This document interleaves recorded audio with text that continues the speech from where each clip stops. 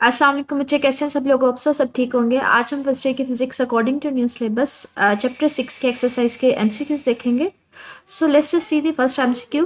कहते हैं in an isolated isothermal change internal energy. Iso mean का मतलब होता है हमारे पास बच्चे सेम, थर्म मीन टेम्परेचर। कहते हैं आइसोथर्मल आपके पास चेंज है, उसकी इंटरनल एनर्जी क्या होगी? अगर टेम्परेचर चेंज नहीं हो रहा तो बच्चे इंटरनल एनर्जी को ना हम लोगों ने रिलेट करवाया था टेम्परेचर के साथ। ये आपके पास सेकंड टॉपिक था इंटरनल एनर्जी का। हमने कहा था इंटरनल एनर्जी हम लोग बच्चे आइडियल गैस में ना सिर्फ और सिर्फ काइनेटिक एनर्जी को बोलते हैं। और काइनेटिक एनर्जी जो होती है वो डिपेंड कर रही होती है टेम्परेचर के ऊपर। जितना आप टेम्परेचर देते हो उतनी उनकी काइनेटिक एनर्जी चेंज होती है। तो अब आपके पास जो सिस्टम है वो आइसोथर्मल है, मतलब टेम्परेचर तो कांस्टेंट है, वो चेंज नहीं हो रहा, तो फिर हमारे पास उसकी इंटरनल एनर्जी में भी किसी किस्म का चेंज नहीं आएगा। तो इसका करेक्ट ऑप्शन क्या होगा? Remain same. ठीक है, तो इसका करेक्ट ऑप्शन सी होगा। आगे 6.2 है, कहते हैं first law of thermodynamics is based on the law of conservation of energy. बच्चे ये मोस्ट कॉमनली पूछा जाता है, ये जब आपको मैंने टॉपिक करवाया था तभी मैंने बताया था ये एनर्जी कंजर्वेशन के ऊपर बेस्ड है। ये हमें बताती है हीट एनर्जी किन दो फॉर्म्स में कन्वर्ट होगी, एक तो वो इंटरनल एनर्जी में चेंज होती है, दूसरी वर्क डन में। बच्चे आप लोग फर्स्ट लॉ ऑफ थर्मोडायनामिक्स क्या पढ़ते हैं? क्यू इज इक्वल टू, कि आप जब भी किसी सिस्टम को हीट एनर्जी देते हैं वो दो फॉर्म्स में कन्वर्ट होती है, एक तो इंटरनल एनर्जी में और प्लस वर्क में। मतलब वो आपको बता रहा होता है कि एक फॉर्म से दूसरी फॉर्म में हीट एनर्जी को कन्वर्ट करवाया जा रहा है। तो हीट एनर्जी को कन्वर्ट करवाया जा रहा है अदर फॉर्म्स ऑफ एनर्जी में। तो ये हमारे पास यही law of conservation of energy है कि एनर्जी को एक फॉर्म से दूसरी फॉर्म में कन्वर्ट करवाया जा सकता है, but it can neither be created और डिस्ट्रॉयड। तो इसको ख़त्म भी नहीं किया जा सकता, डिस्ट्रॉय भी नहीं किया जा सकता, क्रिएट भी नहीं किया जा सकता। तो यहाँ पे आप एनर्जी कन्वर्जन की बात करते हैं, हीट एनर्जी को अदर फॉर्म्स में कन्वर्ट करवा रहे होते हैं, तो हम कहते हैं law of conservation of energy के ऊपर बेस्ड है। जी अकॉर्डिंग टू रिड्यूस सिलेबस आपके पास जो तीसरे वाला एमसीक्यू है ये नहीं है, मतलब ये आपके पास कटिंग हुई है। लेकिन अगर हम बात करें वैसे इसके करेक्ट ऑप्शन की, तो कहता है device which convert the mechanical energy into heat energy. Mechanical energy which आप लोग ना रेफ्रिजरेटर में क्या करते हैं, वर्क करवाते हैं, वर्क देना पड़ता है, और जो हीट एनर्जी आप निकाल रहे होते हैं लो टेम्परेचर रेजरवायर से और उसको लॉस करवा रहे होते हैं एटमॉस्फेयर। ये हम लोगों ने रेफ्रिजरेटर की वर्किंग पढ़ी थी कि लो टेम्परेचर कंपार्टमेंट होता है, मतलब फ्रिज का ऑलरेडी टेम्परेचर कम होता है, इससे मजीद अगर हमने हीट एनर्जी निकालनी होती है तो हमें वर्क करवाना पड़ता है। तो आप वर्क करवा के हीट एनर्जी निकालते हो, तो आप वर्क को कन्वर्ट करवा रहे होते हैं, मतलब इसकी वजह से हीट एनर्जी निकाल रहे होते हो, तो इसका ऑप्शन जो होगा बनेगा वो रेफ्रिजरेटर बनेगा। तो इसका अगर ये वैसे इंक्लूडेड नहीं है सिलेबस में, लेकिन इसका करेक्ट ऑप्शन क्या है? सी है। इसी तरह 6.4 भी हमारे पास इंक्लूडेड नहीं है, लेकिन इसका करेक्ट ऑप्शन भी देख लेते हैं। When two objects are made in thermal contact. बच्चे अगर दो ऑब्जेक्ट्स का सेम टेम्परेचर हो तो हम वो कहते हैं वो हमारे पास थर्मल इक्विलिब्रियम है। मतलब थर्मल इक्विलिब्रियम का मतलब है टेम्परेचर सेम है, थर्म मीन टेम्परेचर हीट, और इक्विलिब्रियम का मतलब है सेम है। तो ये दो आपके पास एमसीक्यूज नहीं है, सिर्फ मैंने उनके मार्क करवाए हैं। ठीक है, इसी तरह से 6.5 पे आ जाएंगे, इंक्लूडेड है। कहते हैं when a system is expanded by adding heat energy then the work done will be. अच्छा, आप हीट एनर्जी को ऐड कर रहे हैं तो वर्क क्या होगा? वो एक्सपैंड करेगा ना। वर्क हमारे पास क्या होगा? पॉजिटिव होगा और सराउंडिंग के ऊपर होगा। ठीक है, ये एक सिस्टम है जिसको आप इनिशियल सिचुएशन ये है, आप इसको हीट एनर्जी देंगे तो ये क्या करेगा? एक्सपैंड करेगा। ठीक है, इसका वॉल्यूम बढ़ेगा, और अगर हमारे पास वॉल्यूम बढ़ रहा हो ना तो बच्चे हम कहते हैं वर्क पॉजिटिव है। और ये वर्क किसके ऊपर हो रहा है? सराउंडिंग के ऊपर कर रहा है, मतलब सिस्टम वर्क कर रहा है, वो एक्सपैंड हो रहा है। तो इसका करेक्ट ऑप्शन जो होगा हमारे पास क्या होगा? पॉजिटिव वर्क होगा और बाय दी सिस्टम होगा, मतलब सिस्टम एक्सपैंड करेगा। तो इसका करेक्ट ऑप्शन सी होगा। 6.6 है entropy of the system in reversible. Reversible का मतलब है बच्चे अगर वो आगे गया फॉरवर्ड डायरेक्शन में तो वो बैकवर्ड में भी आ जाएगा। अब सिस्टम में तो किसी किस्म का चेंज ही नहीं आया, रिवर्सिबल जहाँ से स्टार्ट हुआ तो वहीं पर वापस आ जाएगा, तो इसकी इंट्रॉपी भी चेंज नहीं होगी। इंट्रॉपी चेंज क्या होगा बच्चे? जीरो होगा। इंट्रॉपी का मतलब है कोई लॉस नहीं हुआ, मतलब अगर रिवर्सिबल है उनका फॉरवर्ड में गया रिवर्स भी आ गया तो फिर इसलिए हमारे पास किसी किस्म का लॉस नहीं होगा, उसकी इंट्रॉपी भी चेंज नहीं होगी। बच्चे 6.7 आपके पास वाला एमसीक्यू नहीं है, लेकिन अगर इसके करेक्ट ऑप्शन की बात करें, कहते हैं what happens to the internal energy of an objective and its temperature. कि आपके पास इंटरनल एनर्जी के ऊपर क्या इफेक्ट आएगा जब उसका, अच्छा यहाँ पे वर्ड आना चाहिए था इंक्रीज। अगर टेम्परेचर इंक्रीज होगा तो इंटरनल एनर्जी के ऊपर क्या इफेक्ट आएगा? इंटरनल एनर्जी भी बच्चे हमारे पास इंक्रीज होगी। तो इसका करेक्ट ऑप्शन क्या होगा? सी, क्योंकि हमने कहा इंटरनल एनर्जी जो होती है काइनेटिक एनर्जी जिसको हम लोग बेसिकली बोलते हैं, वो डिपेंड कर रही होती है किसके ऊपर? टेम्परेचर के ऊपर डिपेंड कर रही होती है। इंटरनल एनर्जी आइडियल गैस में हम लोग सिर्फ और सिर्फ काइनेटिक एनर्जी को लेते हैं। तो अगर ये डायरेक्टली प्रोपोर्शनल टेम्परेचर के, तो अगर टेम्परेचर बढ़ेगा तो इंटरनल एनर्जी भी क्या होगी? बढ़ेगी। तो इसलिए इंक्रीज इसका करेक्ट ऑप्शन सी होगा। आगे हमारे पास है the value of the Boltzmann constant, which ये हमारे पास एक कांस्टेंट होता है, इसका वैल्यू जो होती है वो फिक्स होती है 1.38 मल्टीप्लाई 10⁻23 जॉल पर केल्विन। ये दोनों एमसीक्यूज इंक्लूडेड नहीं है, लेकिन जस्ट मैं सिर्फ उनके मार्क करवा रही हूँ, ठीक है। In an adiabatic process there is no, adiabatic का मतलब है जिसमें कोई हीट एक्सचेंज नहीं होती, ना एंटर होती है ना लीव करती है, तो एक्सचेंज ऑफ हीट बिल्कुल किसी किस्म की नहीं होगी, ना सिस्टम में जाएगी ना वहाँ से निकलेगी। 6.10 है, कहते हैं थर्मोडायनामिक्स मोस्टली डील्स विद, किसके साथ डील करता है, थर्मोडायनामिक्स में हम लोग कन्वर्ट करवा रहे होते हैं हीट एनर्जी को अदर फॉर्म्स ऑफ एनर्जी में, जैसे इंटरनल एनर्जी में चेंज करवाया, वर्क में कन्वर्ट करवाया। तो ये टोटल आपके पास एमसीक्यूज हैं, इसमें जो आपने शॉर्ट सिलेबस में नहीं करने, 6.3 नहीं करना, 6.4 भी नहीं करना, ये क्रॉस कर दे, 6.7, 8 और 10 ये नहीं करने, ठीक है। आगे इससे रिलेटेड बच्चे शॉर्ट क्वेश्चन पे आ जाए। शॉर्ट क्वेश्चन से आपने 6.1 नहीं करना, ठीक है, तो इसको क्रॉस कर दे। वैसे थर्मल इक्विलिब्रियम हमारे पास है, इसका मैंने आपको टॉपिक भी किया हुआ है, वीडियो अपलोड की हुई है मैंने। थर्मल इक्विलिब्रियम का ना ये छोटा सा टॉपिक था कि अगर दो ऑब्जेक्ट्स हैं, दोनों का टेम्परेचर सेम हो जाए तो उस पॉइंट पे हम कहते हैं ऑब्जेक्ट जो है वो थर्मल इक्विलिब्रियम है। इसकी हमने सिचुएशन जो कंसीडर की थी, हमने कहा था लाइक ये चाय का कप है, कॉफ़ी का कप है, इसकी टेम्परेचर बहुत ज़्यादा हाई है, आप इसके अंदर एक स्पून रखते हैं, स्पून इनिशियली ठंडा होता है, लेकिन जैसे ही आप इसको अंदर रखते हैं ना तो ऐसा ऐसा स्पून भी गर्म होना शुरू हो जाता है। थोड़ी देर बाद इसका टेम्परेचर और चाय का या कॉफ़ी का टेम्परेचर सेम हो जाएगा, तो हम कहते हैं दोनों थर्मल इक्विलिब्रियम है। थर्मल इक्विलिब्रियम का मतलब है जहाँ पे दोनों का टेम्परेचर सेम हो जाए, ठीक है।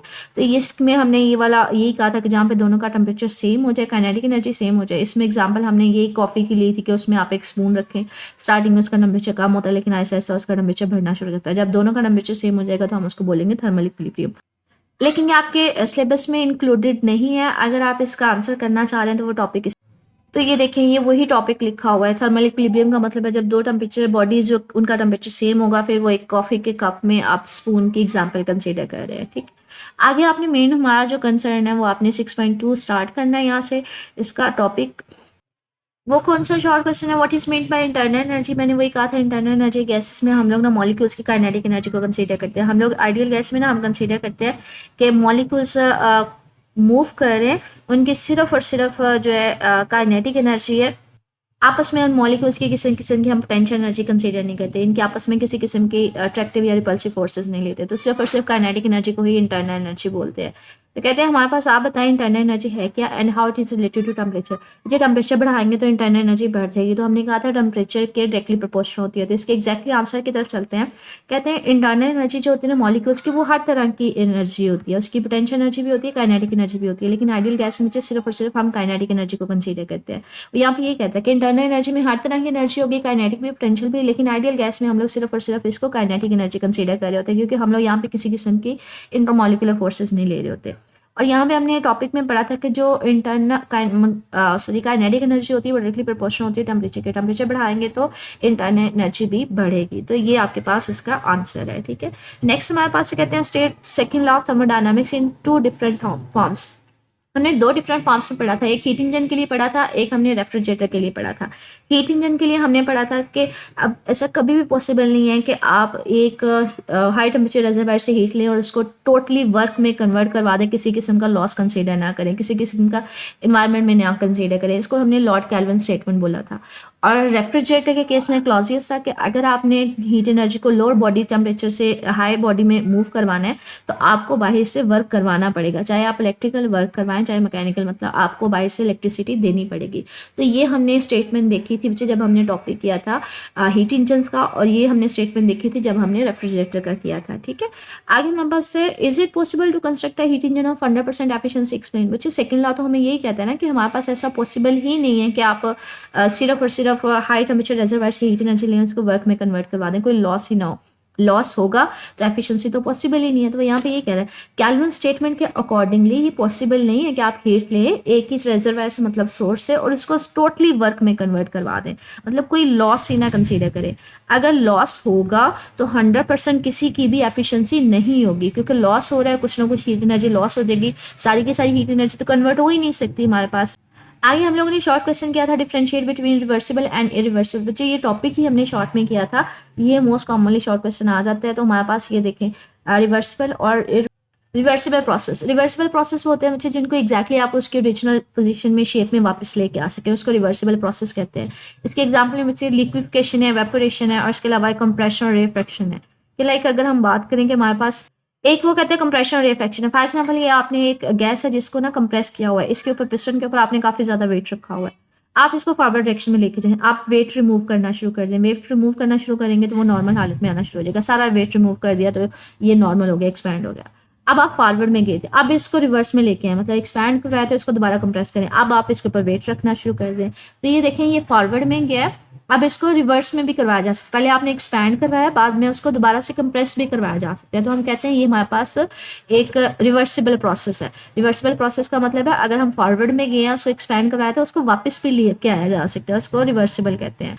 दूसरा ये देखिए मुझे, अगर ये पानी सॉलिड है, बर्फ़ जमी हुई है, आप इसको हीट करेंगे तो ये लिक्विड में कन्वर्ट हो जाएगी। लिक्विड को मज़ीद हीट अप करेंगे तो ये वेपोराइज़ मतलब बुखारात बन जाएंगे।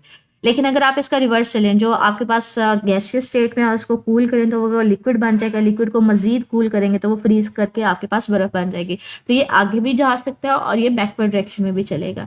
तो हम कहते हैं ये जो हमारे पास लिक्विफिकेशन या फिर ये जो आपके पास एक्सपेंशन कंप्रेशन है ना, ये दोनों हमारे पास क्या है, रिवर्सिबल प्रोसेस में चल सकते हैं। इरिवर्सिबल प्रोसेस क्या होता है बच्चे, जिसको आप ना कर सकें, रिट्रेस ना कर सकें बैकवर्ड डायरेक्शन में। तो कहते हैं हमारे पास ये कंट्रोल नहीं होता। यूजुअली जो हमारे पास धमाके वगैरह होते हैं ना, जिसको आप कंट्रोल नहीं कर सकते, वो होते हैं हमारे पास। अगर कहीं ब्लास्ट वगैरह हो जाए तो उसको तो हम वापस नहीं लेके आ सकते ना। तो इस तरह से अगर कहीं पे ब्लास्ट हो जाए तो उसको आप रिट्रेस नहीं कर सकते, तो हम कहते हैं वो इरिवर्सिबल है। यूजुअली हमारे पास जो फास्ट होते हैं ना प्रोसेस बच्चे, वो इरिवर्सिबल होते हैं। जो स्लो होते हैं वो रिवर्सिबल होते हैं। आगे हमारे पास शॉर्ट क्वेश्चन है मुझे 6.6 है, why adiabatic is steeper than isotherm explain. मुझे ये हम लोगों ने ना टॉपिक भी किया था जब हम लोगों ने आइडियाबैटिक और आइसोथर्म किया था। अच्छा, ये जो हमने टॉपिक किया था ना आइडियाबैटिक और आइसोथर्म, तो हमने कहा था ये जो आइडियाबैटिक होता है ना, ये ज़्यादा स्टीपर होता है। आइसोथर्म जो होता है ना, वो थोड़ा सा कर्व होता है, तो इतना ज़्यादा स्टीपर नहीं होता। इसका रीज़न क्या होती है, आइसोथर्म में बच्चे पता है क्या होता है, आप हीट एनर्जी देते हैं, वो हीट एनर्जी सारी की सारी जो है ना वर्क में कन्वर्ट हो रही होती है। मतलब आप हीट एनर्जी प्रोवाइड कर रहे होते हैं, तो हीट का फ्लो होना, एक जगह सिस्टम से दूसरे सिस्टम में जाना, वो एक स्लो प्रोसेस होता है। तो इसलिए हम कहते हैं हीट को फ्लो करने में थोड़ा टाइम लग रहा होता है, तो इसलिए ये थोड़ा स्लोली प्रोसेस होता है, तो इतना ज़्यादा ये शार्प नहीं होता। लेकिन एडियाबैटिक में क्या होता है कि हीट एंटर या लीव नहीं करती, तो वो अपनी ही इंटरनल एनर्जी को यूज़ करते हुए वर्क करता है। तो अपनी इंटरनल एनर्जी को यूज़ करते हुए वर्क करता है, किसी किस्म का हीट फ्लो नहीं होता। तो इसलिए हीट फ्लो नहीं होगा तो ये क्विक प्रोसेस होता है, क्योंकि ये अपनी इंटरनल एनर्जी को यूज़ करते हुए काम कर रहा होता है। तो आपने ये डायग्राम मस्ट बनानी है। इसके आंसर में ना ये वाला पोर्शन है, ये ज़्यादा अप्रोप्रिएट है, वो लिखते हैं, ठीक है।